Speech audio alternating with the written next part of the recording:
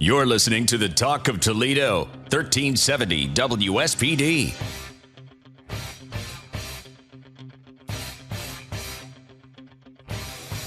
This is Eye on Your Weekend with your host, the editor-in-chief of the Toledo Free Press, Michael Miller.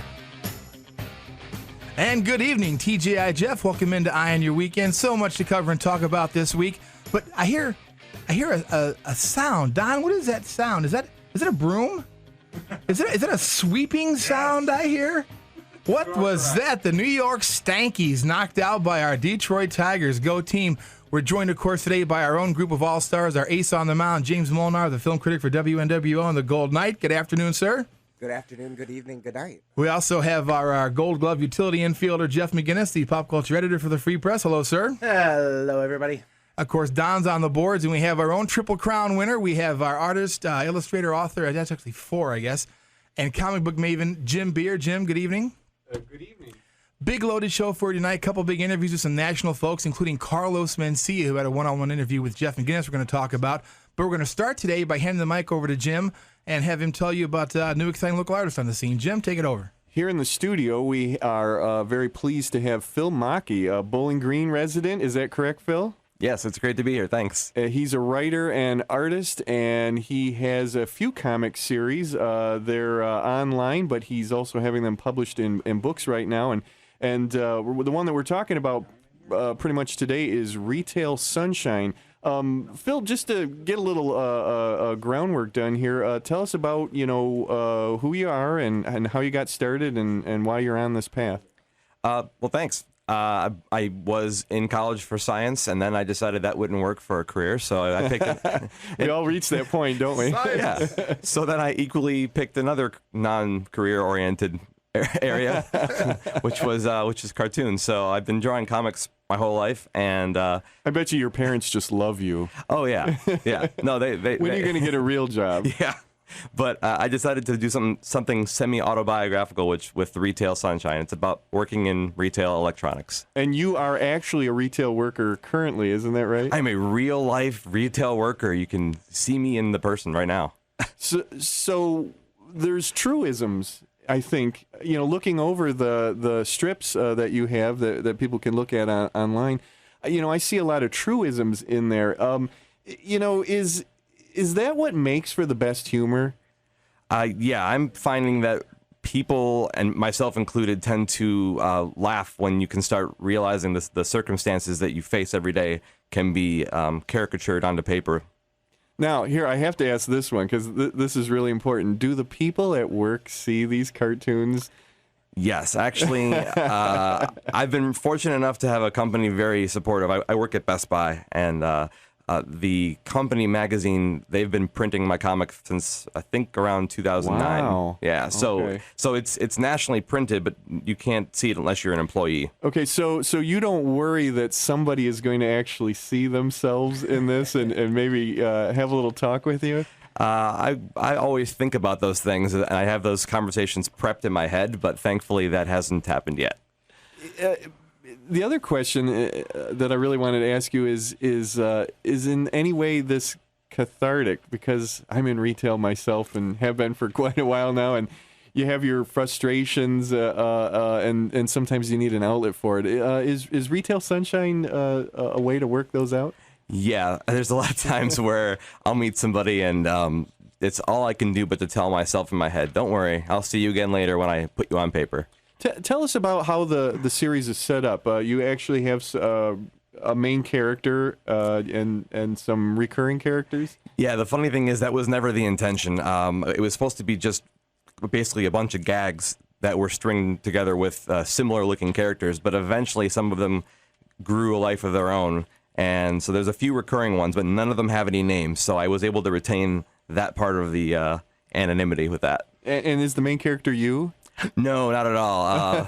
Originally, the main character was one of the main characters that I thought was me was this generic-looking guy that had his hair kind of combed over. But then I started feeling that I was more this other character who uses puppets, and he has become a new voice for me. It's funny how those things happen. That I never really realized that was true. That characters can take on their own lives and sort of turn around and tell you what they want to do. And that has happened to me, and I was shocked the first time that happened to me. How long have you been doing Retail Sunshine? So I've been drawing the strip since 2008. Okay. About 4.5 years now. And tell us a little bit about the other strips that you've done. Sure. Well, before that, for about almost 11 years, I drew a comic called Livestock, and that was about a bunch of farm animals and just how they had got along or didn't get along with each other, basically. Who knew there were such things going on, right? Yes, there was two mad scientist sheep living below the barn, and that's just a very interesting story that it was my first real long-running comic strip.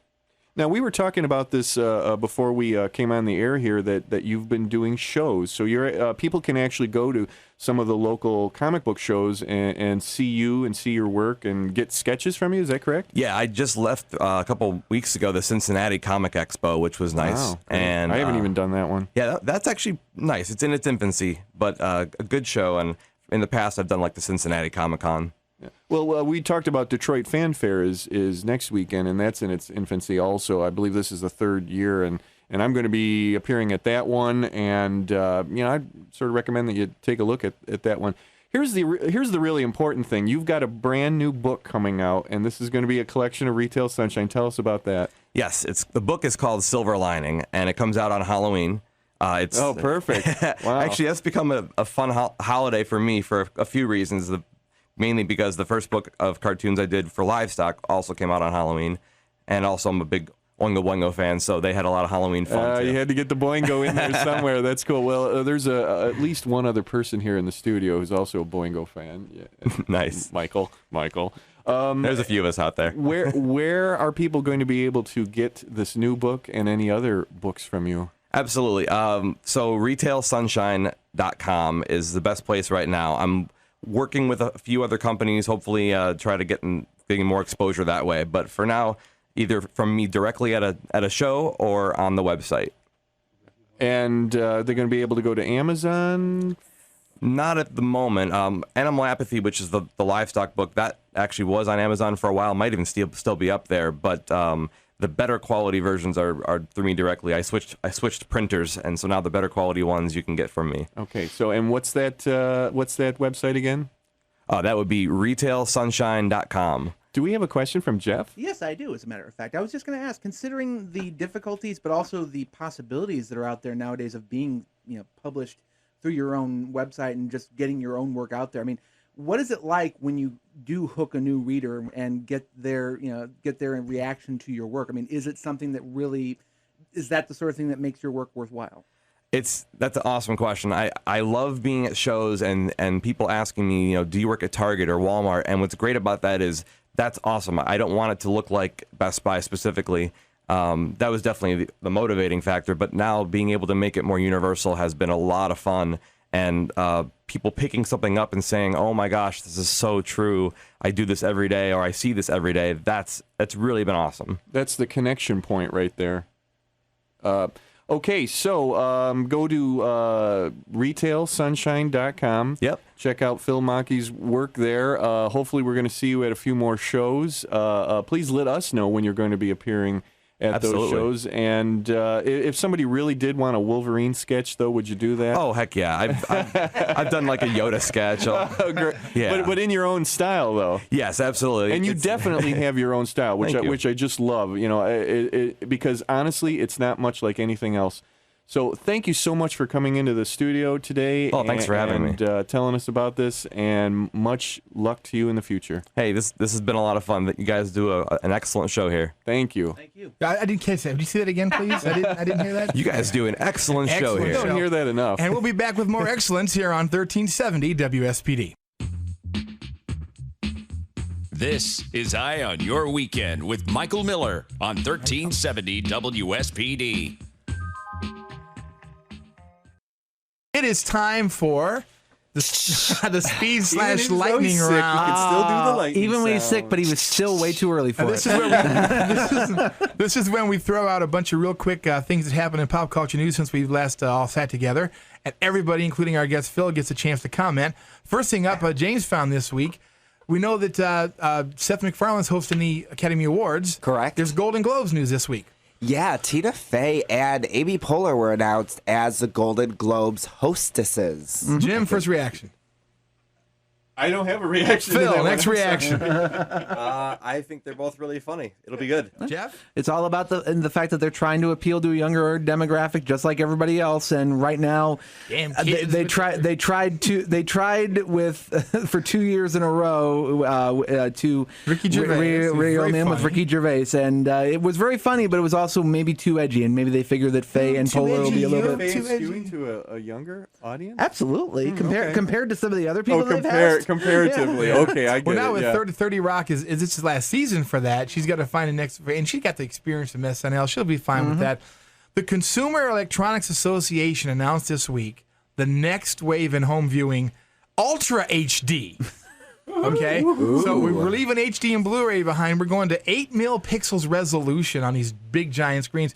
It'd be like Avatar. You put your hand in there eventually and pull things out of I there. was going to say, is it holographic? Well, I mean, I'm just now catching up on my Blu-ray collection. Thank you very much. Now it's going to Ultra HD.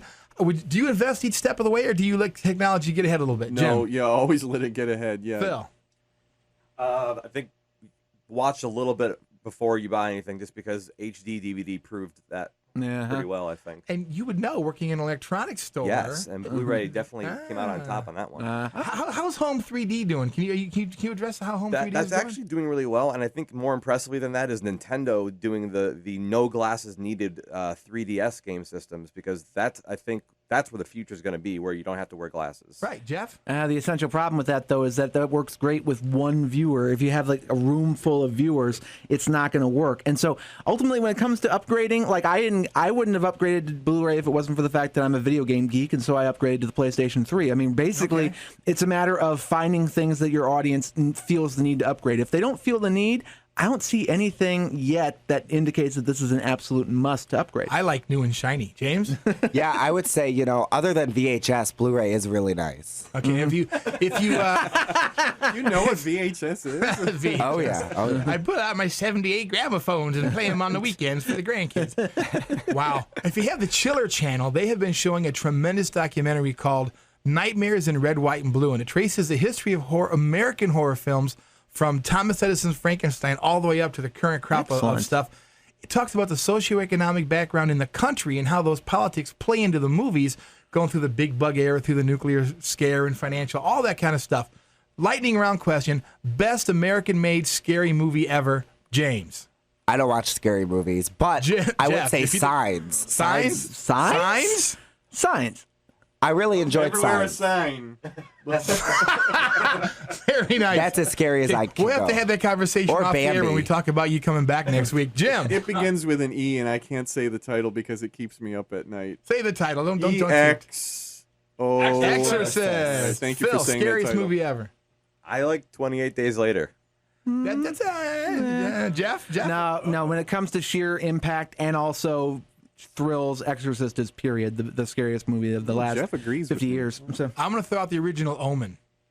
When I watched that the first time, when the guy falls into the ice and he's clawing to get through the ice and they can't get to him, and the nanny hanging herself and the tricycle, that has got some stuff that holds up. I mean, just talking about some of those things. How about gives the me original chills. Poltergeist? That for its time, For its time, for a at that Spielberg movie, time, that was a at very that scary, time. shocking Tobe movie. Hooper. Phil, jump in. You got some thoughts? Jeff, I'm going to one-up you on this one. Grease 2. yes, indeed horrifying. There was one good song in that movie. It was reported this week that the publisher, I'm making bunny air quotes, Larry Flint, has agreed to pay $33 million for a pay TV porn service. Question, how depressing is it Larry Flint has $33 million to spend on anything ever? Anybody jump in. I'm just bummed that Sylvia Crystal died. I'm just more interested. I'm interested in the technological move. I mean, right now, are we really? Do you guys honestly think that porn can still win all the free porn out there in the world thanks to the internet? There's free porn on the internet? Believe it or I don't know not. anything about Giggity, right? All right. It was announced this week that the filmmakers who made Sinister, the recent Halloween hit, have bought the rights to the Stephen King novella, The Breathing Method. Now, this is it's not a short story, it's a long, short novel in the same collection that provided The Body, which was Stand By Me, The Shawshank Redemption, An Apt Pupil, which is a really underrated, great film from Bryan Singer.